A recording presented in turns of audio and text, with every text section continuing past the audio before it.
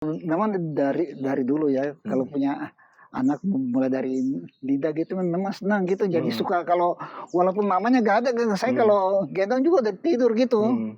Begitu jadi mungkin tahu itu apa itu. Jadi bukan karena anaknya Yohan aja, Iya, ya, semua kan semua anaknya ya. Siska gitu. Ini sama Semua gitu. Iya semua sama memang pada kayaknya gitu.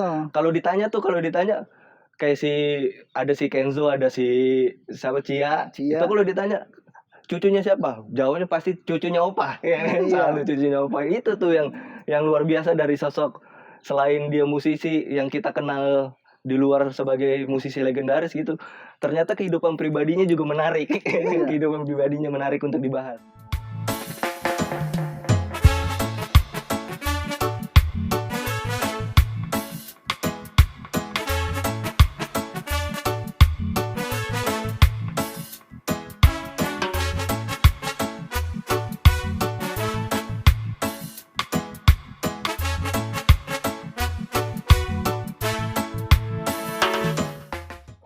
Halo guys, welcome back to YouTube channel Nahoy.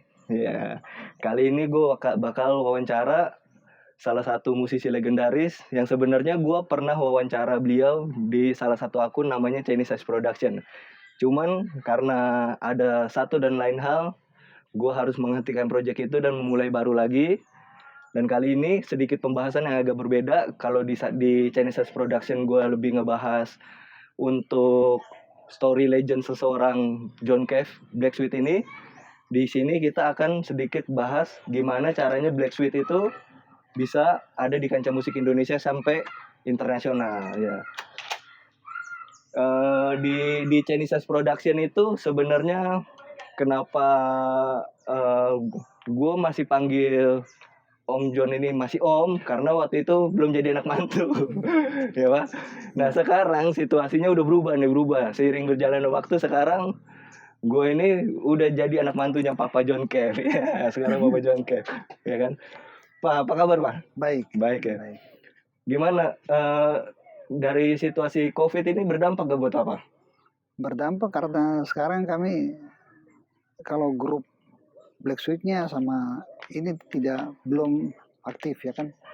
Selain kalau misalnya main di kafe itu masih Masih kafe. masih main. Cuma itu kan kita ini gabung-gabung aja gitu. Oh iya, bukan Black Sweet jadi ya, bukan Black jadinya. Sweet. Iya gabungan. Nah ini Yohan sekarang lebih spesifik untuk mempertanyakan soal Black Sweet untuk pertama kali jalan bisa masuk ke rancah musik Indonesia sampai internasional itu apa sih awalnya, gimana caranya Papa bisa tembus ke ranah itu?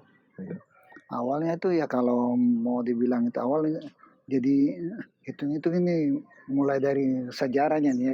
Kita mulai masih di Merauke dulu kita memang sudah main satu di grup masih sekolah kan. Jadi band-band sekolah itu memang dulu apalagi saya kan dulu kan penggemar Muri ini kan. Muri jadi mulai sejak main drum itu ya saya dengar ini kaset-kaset plus Muri datang kita tuh ikut nyoba bikin ini drumnya pakai panci-panci kan begitu gitu kan.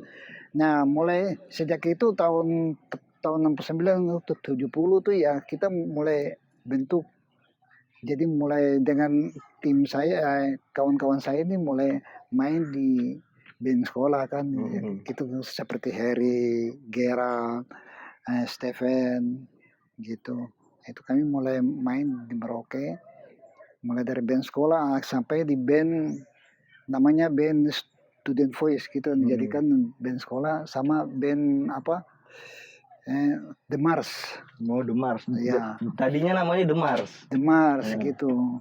The Mars itu awalnya di Merauke. Sejak itu kami selesai kuliah sekolah di SLTA di Merauke, masing-masing kami berangkat untuk melanjutkan kuliah di Jayapura. Oh gitu.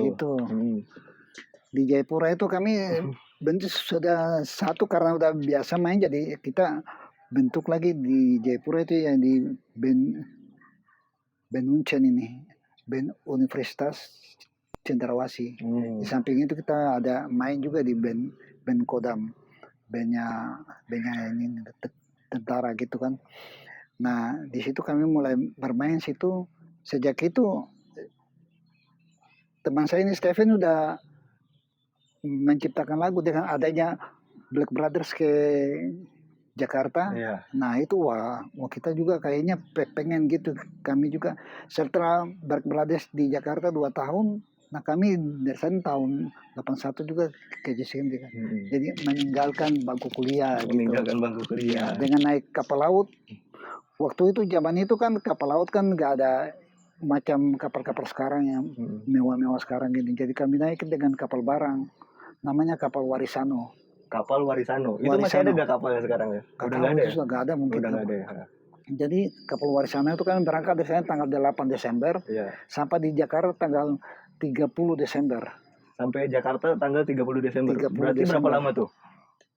Berapa Dari lama? 6 Desember. Hampir 1 bulan ya? Iya. Lama jadi, juga. Jadi tahun barunya pas di sini. Jadi malam tahun baru kami di sini. Malam tahun baru tahun 81 ya di sini. Di sini. Nah, di sini tuh akhirnya begitu lah. Jadi kami mulai dari sana tuh kami bawa gitarnya Stefan ya, jadi sambil di atas kapal kita sambil ngarang-ngarang lagu ya kan, misalnya teman saya Stefan sama si Jan gitu kan menciptakan lagu. Jadi dari gitar itu mulai dari senar yang 6 senar sampai di Tanjung Priok tinggal senar 6 aja. Iya. Jadi senar yang paling atas ya? Iya, senar paling atas aja yang masih ada. Nah terus gitu. Sampainya di Jakarta? Sampai di Jakarta kami tinggal di Bandengan. Bandengan? Iya. Oh itu di mana? Bandengan di kota di Pajagalan gitu. Namanya masih Bandengan sampai sekarang? Masih sampai sekarang. Jadi waktu itu kami kan dibawa sama orang Chinese di Jayapura. Cuma dia punya usaha toko obatnya di sini juga ada. Ada toko obat di sini. Toko obat ini. Jadi sebelum kami lamar-lamar ke Glodok untuk mencari produser kan begitu kan susah gitu. Iya. Nah di samping jeda waktu itu ya kami sempat jadi ini kolektor gitu. Untuk nagi-nagi obatnya dia apa? Uang obat gitu. Iya, uang obat ya. Gitu. Nah, jadi 2 bulannya tuh akhirnya bulan yang ketiga ya kami dapat seorang produser yang namanya Dunia Musik. Oh, Dunia Musik. Pak Wiki namanya. Namanya Pak Wiki. Ya, dia itu yang menolong kami. Jadi kami untuk bikin album yang pertama itu yang ini. Oh iya. Nah, ini. Ini ya, gengs ya, album pertamanya. Album pertamanya Rintihan Sebuah Hati. Rintihan Sebuah Hati. Sebenarnya tadi mau dikeluarin semua albumnya, cuman ini kan. Banyak banget, ini bisa satu meja ini nih segini nih penuh nih ya kan. Jadi kita cuman ambil inti-intinya aja. Intinya aja kenapa Black Sweet itu bisa jadi band yang sangat terkenal di Indonesia, terutama di Indonesia Timur ya Pak ya. Terutama Indonesia Timur itu Black Sweet itu mulai dari Flores lah sampai Flores sampai ya Papua yang paling pojok apa tuh Pak? Merauke ya. Merauke. Ini album pertamanya ya Pak ya. Ya, nah ini siapa yang produksi tadi? Dari Dunia Musik. Dunia Musik. Nah setelah ini berjalan, apa yang Papa dapat? Wah itu udah mulai ramai udah itu. Mulai ramai. Karena mereka setelah Black Brothers kan vakum kan. Nah, jadi kami yang mengisi kekosongan, artinya menggantikan grup dari Papua kan. Jadi ada gitu. Sesudah Black Brothers sama Black Papas mereka kan udah gak ada, jadi kami yang menggantikan posisi membawa nama Papua, maksudnya dengan band dari Papua. Gitu ya. Itu sejak itu tahun 82 kami album pertama ini kami diambil oleh produser masuk untuk promosi di TVRI. Oh TVRI pertama kali ya? Masih zaman itu masih Aneka Ria Safari. Oh iya. Yang dikelola oleh siapa ini? Aduh, siapa nama? Udah lupa ya, udah lama. Edi Sud. Oh Edi Sud. Iya. Edi Sud ya itu keluar itu Mutiara yang kusayang ini album yang pertama ini. Iya. Wah itu meledak langsung itu. Nah gitu dari situ kami mulai dikenal gitu. Terus yang pengen tanya nih Pak. Dari hasil penjualan album, zaman itu kan album itu kan sangat apa ya, beda ya sama zaman sekarang. Zaman sekarang semuanya serba digital. Iya. Semuanya serba digital. Jadi fisik cover album dan segala macam itu sekarang udah kurang laku. Iya. Ya kan, otomatis. Nah, tapi kan zaman dulu digital itu belum ada. Belum. Jadi semua kaset. Dan hasil penjualan ini pasti menghasilkan dong. Okay. Nah, Papa dapat apa nih dari hasil penjualan kaset zaman itu? Untuk Black Sweet satu band. Satu band dulu kami dikasih bonusnya itu mobil hard rock itu. Mobil hard rock. Iya. Oh iya, mobil yang terkenal banget zaman iya, dulu tuh ya. Iya, zaman dulu. Cuman memang di zaman dulu kalau ini rekamnya memang ini susah gitu kan. Karena orang cari-cariin proses. Kalau sekarang kan bisa di rumah pakai laptop juga nih gampang kan. Iya, itu dia. Kalau dulu tuh itu harus live langsung ya kan. Iya. Main live tadi jadi salah tik, salah ulang. Nah, itu tuh guys ya, apa kita bakal bahas nih sekarang ya. Jadi proses rekaman pada zaman dulu itu gue juga nggak ngerti sih sebenarnya, karena gue nggak hidup di zaman itu. Karena perbedaan antara zaman itu dan zaman sekarang salah bisa diulang, ya kan. Nah zaman itu, kita tanya langsung sama orang yang berpengalaman ya, gimana Pak proses rekamannya? Zaman itu langsung take langsung sekali jadi itu. Jadi walaupun ada ini kereta lewat, ya itu lewat aja gitu. Lewat aja. Iya. Enggak harus jadi ada itu berarti bocor ya, Pak ya? Bocor. Itu kalau udah kayak gitu mesti diulang lagi ya berarti? Itu jadi itu harus ulang lagi dari awal lagi. Iya. Nggak bisa tuh yang namanya. Jadi ya kayak nggak macam sekarang bisa disambung-sambung. Enggak, ini mesti dari awal lagi. Jadi ketika kereta lewat harus take dari nol lagi. Iya, nol lagi. Dan itu langsung satu kali jalan begitu aja. Sekali jalan gitu. Nggak bisa sambung. Iya. Potong pita pun nggak bisa itu, Pak. Nggak bisa. Jadi proses rekamannya itu benar-benar apa ya? Jadi ketika ngerekam itu pita muter itu harus main sampai habis gitu. Iya. Aduh, gila ribet banget. Gitu. Intinya yang bisa jalan itu drum, bass sama ini blok dulu jalan. Ya kalau pengisian kan masih bisa di ini lagi. Oh iya. Jadi retem aja gini ya kan. Itu aja di jalan beat aja. Nah, setelah ini album pertama nih, Pusara Tak Bernama ya, Pak. Nah, setelah ini keluarin album apa lagi Black Sweet? Ini yang mana nih? Kedua. Ini album kedua ini, Lembaran Kisah Lalu. Dan ini meledak juga ya, Pak? Nah, itu yang meledak sampai di radio-radio itu amatir kita tanggal lagu sampai 4 minggu. 4 minggu. Dipegang sama ini Lembaran Kisah Lalu gitu. Oh, Lembaran Kisah Lalu. Jadi setelah ini meledak, apa hasilnya lagi, Pak? Kembali lagi sama hasilnya. Sama hasilnya. Ya, karena masih zaman dulu kan nggak kayak anak-anak sekarang kan, artis-artis sekarang kan kalau ini meledak langsung bonus atau jor-joran. Ya kalau dulu intinya kita bisa rekaman aja gitu. Oh iya. Gitu. Yang penting bisa jalan aja udah bagus ya, Pak. Bisa jalan, iya itu udah bagus gitu. Terus ada kendala gak sih, Pak, di berjuang di musik pada zaman dulu itu? Waduh, itu setengah mati. Iya, ini kan Papa kan secara nggak langsung udah hidup di 2 zaman ya. Hidup di 2 zaman dalam arti di zaman pita untuk rekaman Papa pernah hidup, di zaman digital pun Papa pernah hidup. Iya. Sampai saat ini Papa masih hidup gitu maksudnya, bukan pernah hidup. Salah ya. Nah, cuman apa perbedaannya nih? Papa bisa bedain nggak perbedaan dari zaman itu ke zaman sekarang itu kesulitannya di mana? Kesulitan pada zaman dulu itu di mana? Kesulitan pada zaman sekarang itu di mana gitu? Bisa bedain nggak, Pak? Kesulitan zaman dulu tuh kayaknya nggak ada. Soalnya kita kan bawanya ini happy aja gitu. Walaupun kita dapat shift ya, dapat shift dari jam 5 sampai jam 6 pagi besoknya itu cuma kita bawa dan happy aja karena ini senang kan.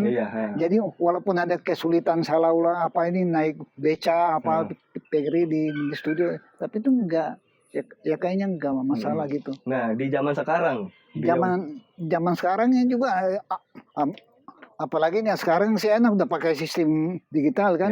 Jadi kan salah bisa disambung-sambung, nyanyi 1 bait jadi bisa kan sweet lagi kan, refnya bisa ini sweet gitu. Ya kalau di zaman dulu itu ini kesulitan karena begitu.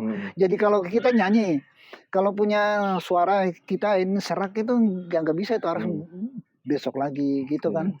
Nah, Jadi, kalau itu kan dari segi sisi produksi untuk musiknya ya Pak ya. nah, Kalau dari segi perjuangan, perbedaan dari zaman itu dan zaman sekarang, menurut Papa lebih gampang zaman dulu apa zaman sekarang?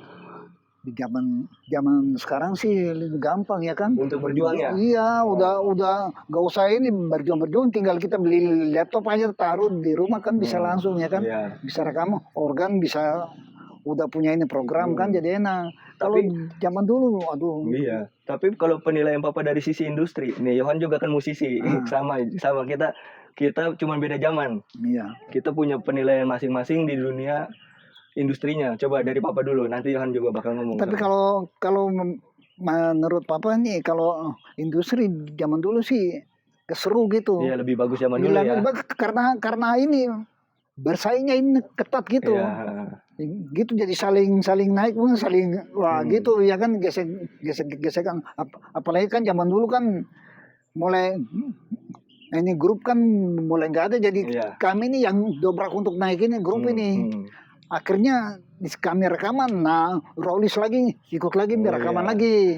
Karena waktu zaman tahun 80-an itu kan rata-rata kan penyanyi solo semua itu. Solo semua itu. Lollipop punya, belum JK Record punya, wah itu yang top-top habis itu ya kan.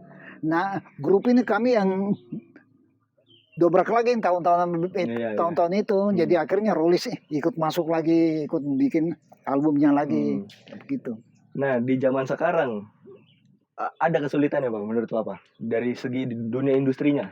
Zaman sekarang Papa kan masih bikin album terakhir tahun berapa Pak? 2008 ya kalau nggak salah ya. 2008 apa? Apa iya waktu itu kita pernah wawancara tapi lupa. Iya, 2008 cuma kemarin kan 2010 itu kan masih ya. Oh masih ada ya. 2010 tuh yang ini kali ini. Oh ini ini ulang lagi ya? Gitu. Fisiknya dibikin jadi VCD. Bukan, bikin apa ini untuk bikin VCD-nya aja gitu. Nah kesulitannya itu kira-kira album Papa laku gak? Beda gak sama zaman yang Papa bikin ini nih Pusara Tak Bernama ini? Wah itu di zaman itu nih laku keras ini. Kan laku keras iya, kan? itu mulai dari volume 1 sampai volume 8 itu laku keras itu. Nah, yang kalau udah sekarang orang udah nggak beli kaset karena lagi ya? berubah jadi ini CD kan, ya, menjadi VCD ya. Nah itu yang bikin orang. Nah itu ya gengs ya. Gue juga ngalamin hal itu. Jadi industri sekarang sama industri zaman dulu beda. Ketika zaman dulu orang bikin kaset, ketika orang mau denger lagu ya harus beli kaset gitu. Nah zaman sekarang semua sudah serba digital. Jadi fisik itu sekarang udah sedikit jadi kurang laku. Akhirnya semua penjualan itu lewat digital. Ya Papa ada gak digitalnya? Black Sweet itu ada gak digitalnya? Kayak Spotify atau Joox kayak gitu-gitu ada gak? Belum ya? Belum masuk. Nanti kita urus ya. Nih. Ini mereka media semua. Tim saya media semua Pak. Nanti kita coba urus untuk masuk digitalnya. Tapi kalau udah masuk di YouTube itu banyak sih. Oh iya, kalau YouTube banyak. Tapi untuk channel Black Sweet-nya justru nggak ada ya. Channel Black Sweet pribadinya nggak ada ya. Ada yang Yan punya. Oh iya, itu kan pribadinya Om Ian. Nah, iya, saya punya juga ada. Iya. Nah, ini Papa John Kev ini punya channel pribadi namanya apa? John Kev aja ya? Iya. Nah, John Kev. Harusnya ada John Kev Black Sweet gitu ya, biar memperjelas. Enggak, John Kev aja. Iya, John Kev aja tuh. Iya. Apa subscribe ya? Subscribe. Jangan lupa. Nah, terus kembali lagi ke zaman dulu. Setelah lembaran kisah lalu ya tadi ya. Yang mana lagi nih Pak? Akhir volume 3 yang ini. Akhir sebuah kisah ini yang top banget sekarang nih. Ini yang penyanyi kan biasanya. Apa ini judul Pak? Akhir sebuah kisah. Ini kaset pitanya. Tapi ini udah ada CD-nya ya Pak ya? Iya. Udah ada CD-nya. Nah. Tapi ini juga rata-rata ini lagunya kan suka dinyanyi sama orang, direkam ini ulang lagi. Oh, direkam ulang lagi. Apa bisa sebutin nggak ini apa lagu-lagu Black Sweet itu yang paling terkenal apa aja sih? Papa inget kan, pasti kan tahu kan. Yang dulu paling top itu kan Rintihan Sebuah Hati, Mutiara Yang Kusayang, Pusara Tak Bernama, terus Akhir Sebuah Kisah, terus Angelin. Nah, terus Kau Aku dan Dia. Nostalgia itu banyak tuh gitu. Banyak ya. Iya, Banyak. iya banyak. Di albumnya aja ada berapa total Pak album? Album Keseluruhan. album pop ada 9. 9. Terus yang 9, album daerah ada 5, oh, album Natal ada 3, album rohani juga ada ini. oh iya, pokoknya banyak lah kalau Ada ditambah-tambahin 3, banyak iya ya. Itu gitu. mungkin dan Yon pernah lihat itu ada volume 1, volume 2 ya Pak ya. Iya. Nah, berarti itu taruhlah kita sebenarnya pernah hitung. Kita pernah hitung waktu itu di 25 total ya. sampai 25 ya Pak. Iya 25. Tapi 25 dikali 2. 25 dikali 2 ya kan karena ada volume 1, volume 2. Iya gitu. Nah, itu banyak lah pokoknya banyak. Nah, ini nih ya kan sebagai anak mantu ya kan kita bakal tanya sedikit sesuatu yang berbeda nih kali ini ya kan sesuatu yang berbeda. Jadi ada satu hal yang lucu dari Papa John Kev ini. Papa John Kev ini jadinya dia sekarang punya cucu dari gua dan anaknya si Marcella.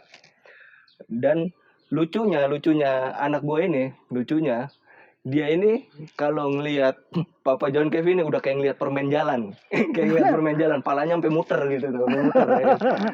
Ya kan. Nah, sedangkan kalau sama gua nih, kalau udah digendong sama Papa John Kev, itu lucu, bener-bener nggak mau. Ini satu rumah yang ada di rumahnya Papa John Kev udah kayak apa ya? Dia udah kayak kita ini udah kayak daun-daun jatuh lah, udah nggak dianggap sama dia ya kan, udah nggak dianggap. Nah, ini yang akan kita pertanyakan. Apa sih rahasianya, Pak? Ya, mungkin karena memang kalau memang dari dulu ya, kalau punya anak mulai dari lidah gitu memang senang gitu. Jadi suka kalau walaupun mamanya gak ada, saya kalau gendong juga udah tidur gitu. Begitu jadi mungkin tahu itu apa itu. jadi bukan karena anaknya Yohan aja, Iya. ya, semua kan Semua anaknya ya. Siska gitu. Ini sama Semua gitu. semua Iya, sama. memang pada kayaknya Gitu. kalau ditanya kayak ada si Kenzo, ada si siapa Cia. Cia. Itu kalau ditanya cucunya siapa? Jawabnya pasti cucunya Opa. Ya, kan? Selalu cucunya Opa. Itu tuh yang luar biasa dari sosok selain dia musisi yang kita kenal di luar sebagai musisi legendaris gitu. Ternyata kehidupan pribadinya juga menarik. Kehidupan pribadinya menarik untuk dibahas. Nah, kita balik lagi sama topik soal musik ya Pak ya. Iya. Kalau kita bahas ini semua ini terlalu lama lah karena durasi ya kan. Iya, durasi.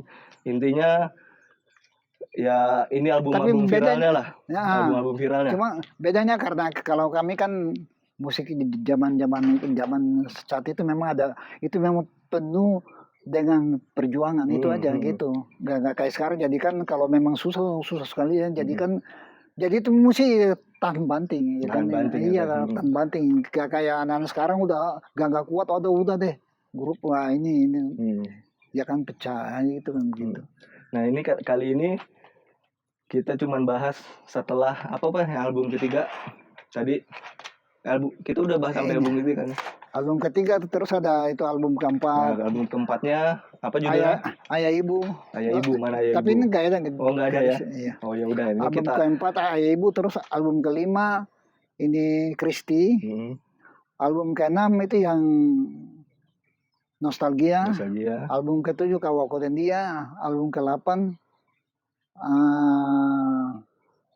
album ke-8 itu Onona itu ini nih. Oh ya Onona itu reggae ya Pak ya? Iya reggae ini. Oh Nona itu iya, ya. Itu album ke-8 Onona. Album ke-9 baru itu apa ini Buvendigul ini. Oh iya Buvendigul. Nah ini udahlah kita agak sedikit lengkap lah karena durasi sedikit kan.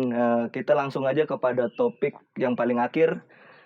Papa ada rencana bikin album nggak? Ya kayaknya begitu. Bikin lagi ya? Bikin lagi album baru? Kayaknya saya punya lagu juga. Lagu yang baru kan udah ada juga saya itu yang ada di YouTube saya itu. Nah, cuma ini rencananya grup ada mau bikin lagu lagi. Iya, yang satu grup Black Sweet ini ya. Iya, gitu. Itu mau bikin lagu baru atau recycle? Enggak, itu semuanya lagu baru itu yang ciptaan zaman sekarang ya. Iya, zaman sekarang. Kapan rencana rilis? Rencananya tunggu yang teman-teman kami yang dari Papua datang ke sini. Oh iya, gitu. Oke.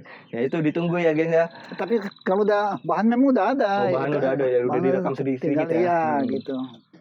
Ya jadinya intinya Papa bakal bikin album lagi. Album baru. ada bocoran tahun nggak, tahun atau bulan?